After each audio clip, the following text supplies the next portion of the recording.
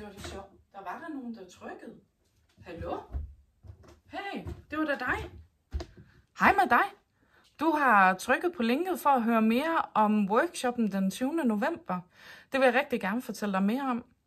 På workshoppen, der skal vi gøre jeres vilde idé til virkelighed, så vi får flere børn og unge ud i foreningslivet og ud i fællesskaber, hvor man bevæger sig sammen med andre. På workshoppen, der kommer Anne Eggebrecht. Anne var også med til den workshop, vi havde den 7. juni, hvor Rane Willerslev også var der.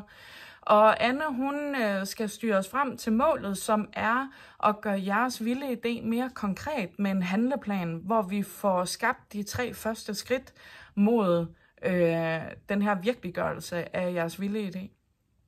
Og så er der måske nogen af jer derude, der tænker, Marie-Louise, hvad er den her vild idé for noget?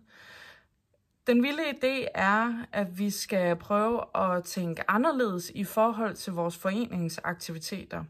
Det kan være, at, og det her er totalt tænkt eksempel, det kan være, at I er en forening, hvor man primært spiller fodbold eller håndbold, altså de her sådan lidt mere, kalder man det for gængse idrætsgrene.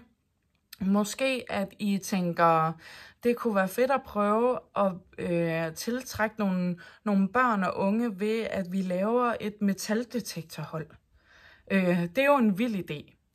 Det kan også være, at I er fra en social forening, og her mener jeg for eksempel hjerteforening, eller hjerneforening, eller ADHD-forening, eller hvad pokker ved jeg, bedre psykiatri, og I tænker, vi vil gerne lave en aktivitet for børn og unge, så de kommer ud og bevæger sig. Og så kan det være, at I starter et hold, som skal ned til stranden, ned til vandet og lave sandslotte. Det er også en vild idé. Så det er det, jeg mener med vilde idéer. Og jeg håber, at I er klar på at gøre jeres vilde idé til virkelighed. For jeg ved, at der er en masse af de her idéer derude.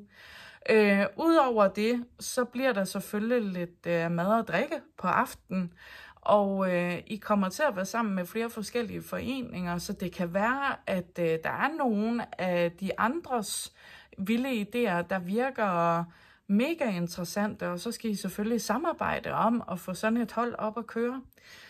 Det kan også være, at jeres egen vilde idé virkelig tiltrækker noget opmærksomhed, og at der er flere, der gerne vil være med på den. Jamen, så er det da bare med at få skabt den samarbejdsrelation. Og så på aftenen kommer jeg også til at høre om nogle foreninger, som allerede har gjort deres vilde idé til virkelighed. Så det bliver bare en vild aften, og vi ses den 20. november. I skal tilmelde jer på det link, der er her under videoen, altså nede i beskrivelsen. Eller så kan I tilmelde jer gennem vores hjemmeside. Og så glæder jeg mig bare til at høre om alle de idéer, I har. Og så ses vi den 20. november. Hej.